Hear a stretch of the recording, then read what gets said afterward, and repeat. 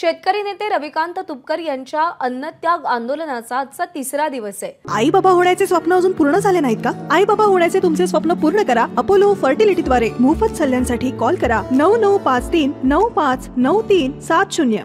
थोड्या वेळापूर्वी त्यांची वैद्यकीय तपासणी झाली आहे। 3 दिवस अन्नाचा कण न घेतलेल्या तुपकरांच्या रक्तातलं साखरेचं प्रमाणही कमी झालंय।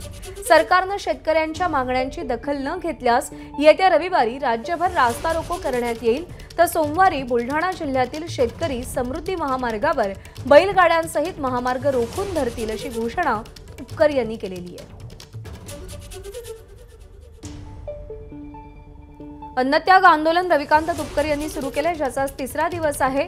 जर शेतकऱ्यांच्या मागण्यांकडे सरकारने लक्ष दिलं नाही तर आंदोलन तीव्र करू असा इशारा देण्यात आलाय। जर याची दखल सरकारने घेतली नाही तर येत्या रविवारी राज्यभरात रास्ता रोको आणि सोमवारी बुलढाणा जिल्ह्यातले शेतकरी समृद्धी महामार्गावर बैलगाड्यांसह महामार्ग रोखून धरतील असा इशारा देण्यात आलाय। परवा दिवशी सगळ्या महाराष्ट्रावर चक्काजाम आहे। आता संयमाचा बांध शेतकऱ्यांचा तुटत चाललेला आहे।